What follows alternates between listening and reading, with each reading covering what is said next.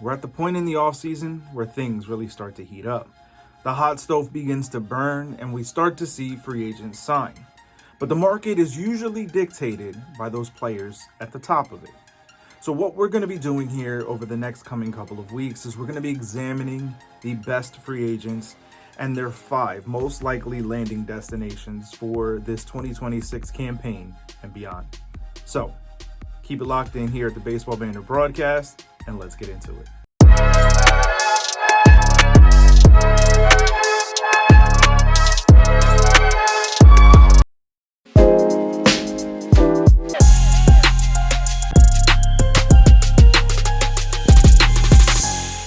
As we get into our next free agent, it is the Japanese superstar Munetaka Murakami. And it is said that he has a very short window of time, a little less than 3 days at the time of this recording. And you have to begin looking at some of the teams that could be making moves for him, starting with our number 5 team and that of the New York Mets. The Mets obviously have been a team in transition this offseason and trying to figure out a new direction, with President David Stearns really pushing a different type of feel for this club. Now, one way that he can really solidify this club in a big way for this upcoming season is getting themselves a power-hitting third baseman, or potentially even sliding him over to first, depending on how you want to play out the acquisition of Jorge Polanco and the already having Mark Vientos inside of that clubhouse. However they decide to go about it, the New York Mets have an opportunity, and one of those holes needs to be plugged. Bringing in a guy like Murakami could absolutely give the Mets a new lease on life when it comes to this upcoming 2026 season. And obviously they have the money to be able to spend to go out and get him, so don't miss out on the opportunity for the Mets to go after Murakami.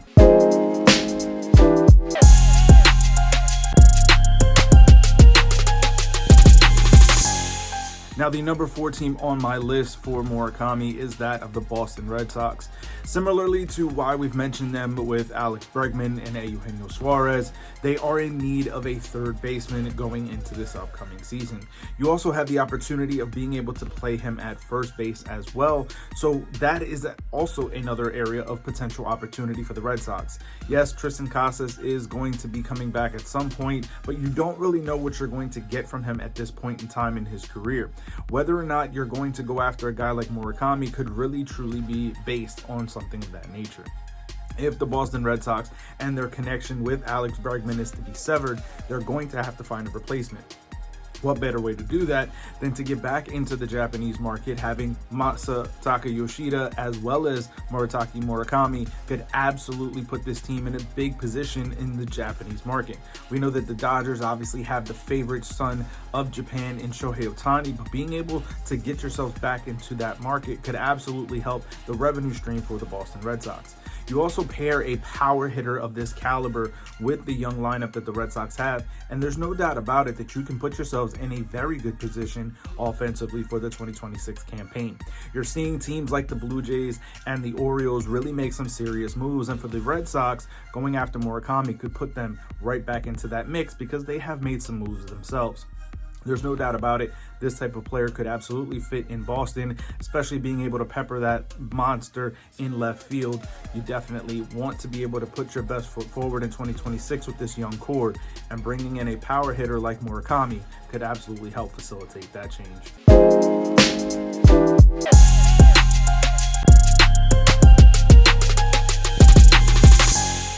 As we get into the number 3 team on my list, it is that of the New York Yankees. When you think about the Yankees, obviously another left-handed bat in that lineup may not seem like the best fit necessarily. And while there are reports of his inability to hit 95 plus, 93 plus, have been a little bit exaggerated, there's no doubt about it that a power presence in that lineup could truly help this New York Yankees squad. Now, when you think about this team, there's already a ton of swing and miss on this roster, and adding Murakami to the mix could just be more of the same. But seeing as how this organization in the front office seems to be doing the same thing over and over again, signing a player that is a high strikeout rate with a very big power potential seems like just another player that fits the mold that this team is looking for. So look for the Yankees to be a part of that mix for Murakami.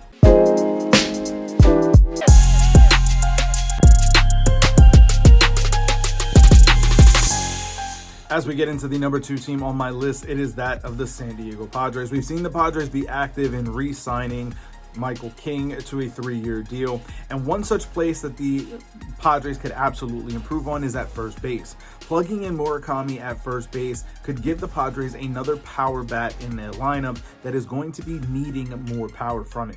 When you think about what this team could be with having Fernando Tatis Jr., Manny Machado, Xander Bogaerts, and you add in Murakami to that mix, you now infuse a left-handed power bat into that lineup. When you think about what the Padres are going to be facing in 2026, there's no doubt about it that there's going to be a lot of conversation and obviously chasing down the reigning defending World Series champion Dodgers. For the Padres, the other thing about this is that going out and getting a guy like Murakami could also build up and boost their profile in terms of the battle for the services of the Japanese star. When you think about what this could mean for the Padres in that battle against the Dodgers, it gives us another rooting interest for anyone from Japan. And when you think about what it means for the Padres offensively, again, a power bat is definitely needed in this lineup. Having him plug in at first base and DH could truly help the Padres really start to navigate a different window for their success. Obviously, there's been a lot of conversation about this team potentially being sold, and being able to add in a superstar of this caliber with a power potential and profile that he has could truly help lend this team to be a much more desirable outcome when it comes to potential new ownership. For the Padres, there's no doubt about it that having another power bat in that lineup is going to be very, very important.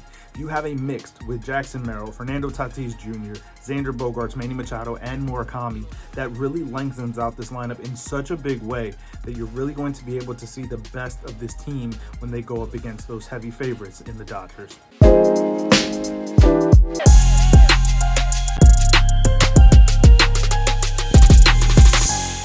Now, for me, as we get to the number 1 team and most likely landing destination, in my opinion, for Murakami, it is that of the Seattle Mariners. The Mariners now find themselves in a position where Eugenio Suarez, who was their third baseman for their deep postseason run, is now no longer with the team as he is a free agent.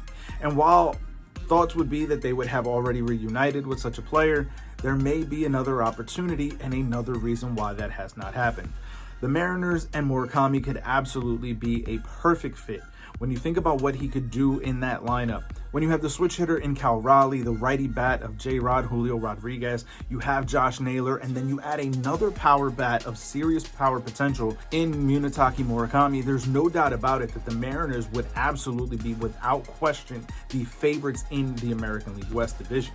You already are the favorites, in my opinion, when you think about what that starting rotation looks like. But then if you can add in another power bat, you put yourselves in a position to really put this team in another level and another stratosphere, arguably making them the favorite to come out of the American League as a whole in the World Series hunt. There's definitely an opportunity for Murakami to end up with another team that may be a surprise contender. But for me, the fit with the Seattle Mariners is just so great that I would love to see them go after Murakami in a big way. But I want to hear from you, baseball fans. Let me know your thoughts, your feelings down in the comment section below. Where is the most likely landing destination for Murakami? What does that contract look like in terms of the years and dollars? Let me know that down in the comments. And while you're down there, if you haven't already, hit the subscribe button down below and the bell for post notifications, as it truly does help us continue to grow and build this baseball community here on the Baseball Banter Broadcast. And every time that bell is notifying you of each and every video that we drop here on this channel. We have a ton of new content creators here and covering a ton of new teams with a ton of new coverage, and you're not going to want to miss any of it. And if you're not seeing the kind of coverage you want from your team here on the Baseball Banter Broadcast, reach out. There may be a place for you to join with us here at the Baseball Banter Broadcast. So I want to thank you for joining me on this video, and I will catch you on the next one. Peace.